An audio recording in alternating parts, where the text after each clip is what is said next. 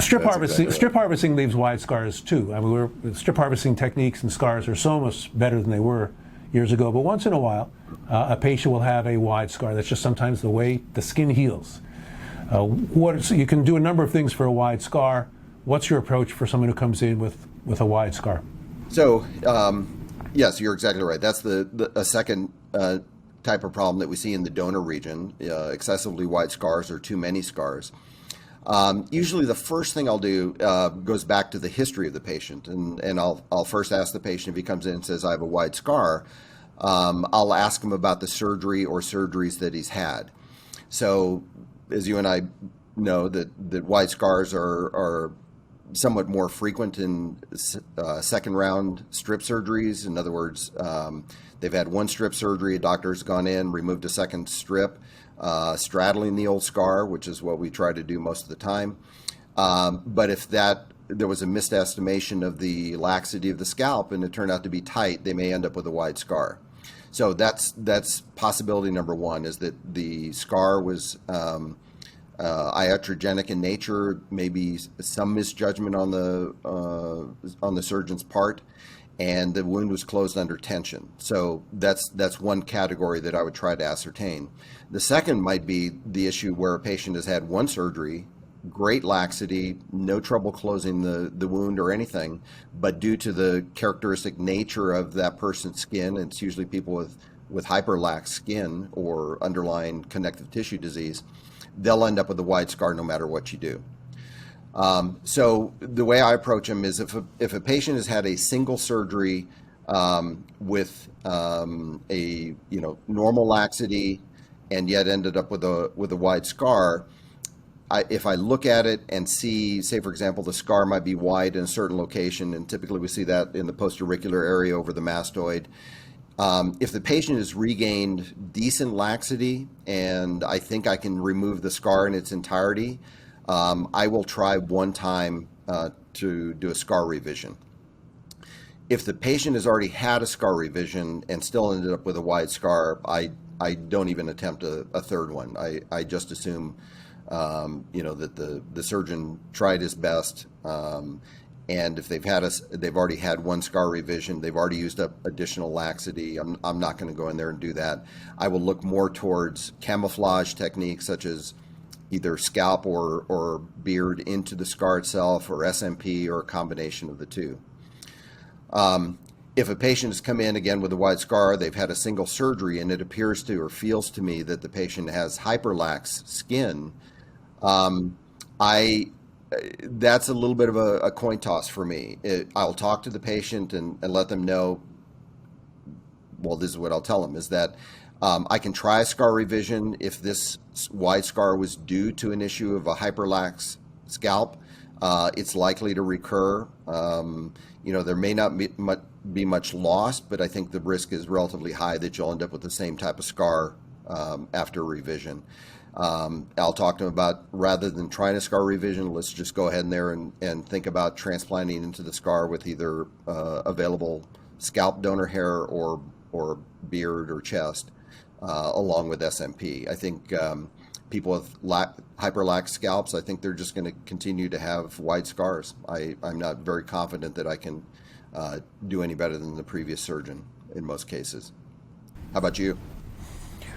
Scars are another, I totally agree. I totally agree. Scar revision, I think, is often a very unrewarding procedure, but it's also something where we have to find out what bothers the patient. I have patients that are absolutely, they hate their 2 millimeter wide scar.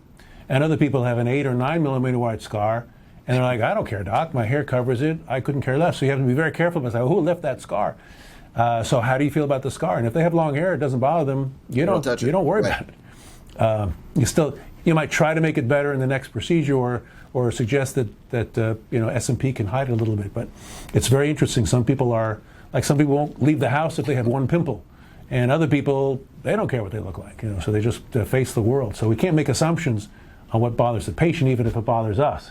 Nothing bothers me more than to see something that, from my hands, didn't turn out exactly what I wanted. That doesn't mean the patient's bothered by it. I agree. Donor depletion is a big problem, not just with over-harvesting from strip, but certainly the FUE technique, if the surgeon doesn't understand the mass of hair that must be left behind. Now, our audience is primarily going to be patients and not surgeons, so without giving a lecture on some of your contributions to that important topic, what should a patient know that their doctor should know about avoiding donor depletion? Well, I think there's a couple things. From the patient's standpoint, we have to understand what they're willing to give up in terms of density in the donor region. I've had some patients and have heard about some patients that don't really care how much hair they have left in the donor region. All they want is density on top. And so we can't always assume that they want a full appearing donor region when in fact they may be willing to go with more density loss on the sides. When I talk to patients about this issue in donor depletion, I'm also very careful to ask them about how their hair feels to them, if that's important. So in other words, we can remove X number of grafts from the donor region and have it appear the same, but it's going to feel different. And I have some patients that are very sensitive to how that area might feel. You just mentioned that I've done some work in terms of determining how much hair we can remove from a donor region. And without getting into the numbers, it appears, and this is the same thing that Manny Merritt had mentioned 25, 30 years ago, is that it may be about half of what they have in the donor region before they notice a significant depletion. So I think it's important to understand what they're willing to have in terms of how much scalp might show, what their hair length might be, and make that very clear to the surgeon. So if a patient's going to wear their hair very short, say less than half an inch, you have to be extra careful about how much hair you're going to remove from the donor bank. Again, you kind of touched on this. It's very difficult to have this discussion with the patient because it's technical. We don't always have the tools to give an adequate assessment of how much we can remove. So I always want to know from the patient how much scalp are they willing to allow to be seen after the entire transplant is performed, and how long or short they're going to wear their hair. The longer the hair, it's going to give us a little bit more flexibility in terms of how many grafts we might be able to remove. If they're going to wear it super short and they don't want a decrease in density, that's going to limit the number of grafts. So again, without getting too detailed, it's going to be somewhere around half of what the donor capacity is what their limit's going to be.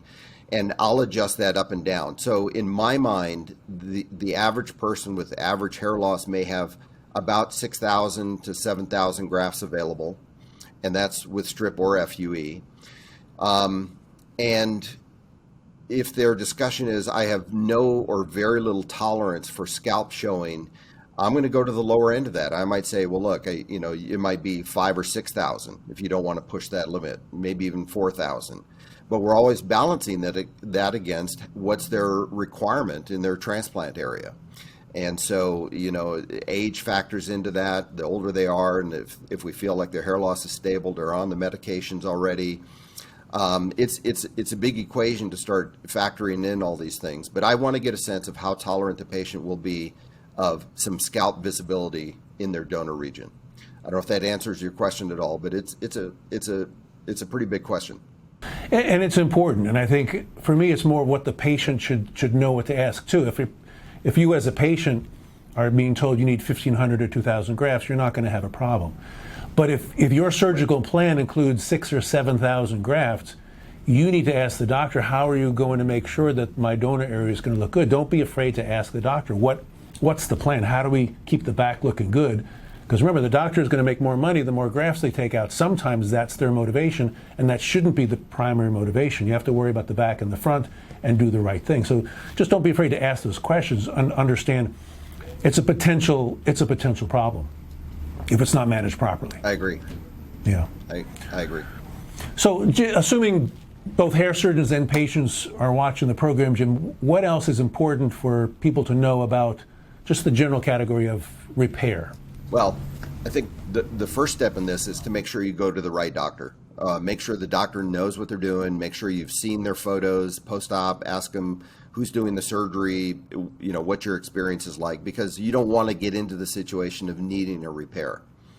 Ask the questions that you brought up. How are you going to deal with the donor area? What you're willing to tolerate in terms of thinness in that region. Talk about strip versus FUE. I still think that discussion is on the table, and I think the patient should ask about that. And then I think the patient should not be afraid to ask the questions that address the things we've been talking about. In other words, how do you ensure that my angles of the grafts and the hair that growing out of the grafts will be directed properly? What ideas do you have? What's your team's experience? Do you use forceps or implanters? Those types of questions.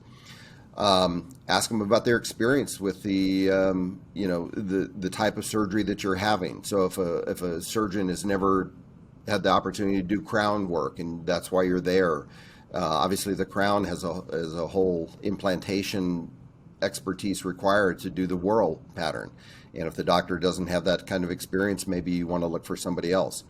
So I think the most important is to not get in the situation where you're in a clinic or practice that doesn't feel comfortable to you, that they have the experience to do the work that they want to do on your head.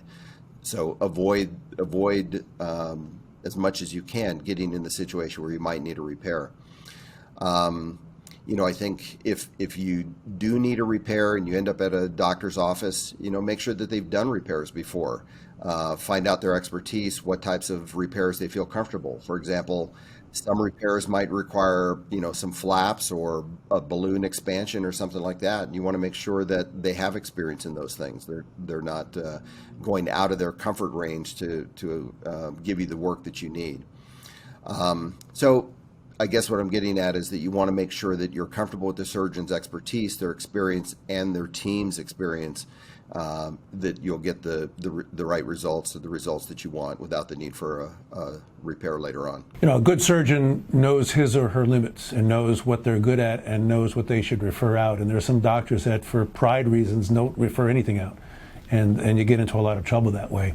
And I think you touched on an important point, which would be a whole topic of a different episode, which is how to choose a doctor. And there's a reason why I focus a lot on all those nice things I said about you at the beginning. It's because the people that I bring onto this program are true experts, and there's no credential that guarantees competence or artistic eye or anything like that. But the more of the stuff that I showed at the beginning that a person has, the more likely that a person is going to be a quality person. So try to learn how to cut through the nonsense that people can put on their websites and look for the real credentials that show they care, they're a member, they've been trained, they've been tested, and you're more likely to have good quality results, and like Jim said, not need that repair work. Yeah. Well, Jim, I want to thank you for participating in the program today. We covered, I think, some really good topics. I assume you remember, but the Hair Transplant Road Show really originated in 2019. And my plan back then was to actually visit doctors in their offices and show what they do and interview the patients. And Jim, your office was going to be my first destination. We had you scheduled for March of 2020, and then the pandemic came and put an end to all of that. And of course, before that, there were these virtual kind of formats didn't exist. So I had to reformulate the show into its current virtual format. I still, of course, want to come visit you at some point, but none of us are traveling quite as much as we used to. But it's nice that the Hair Transplant Road Show is finally happening, even if in this virtual manner.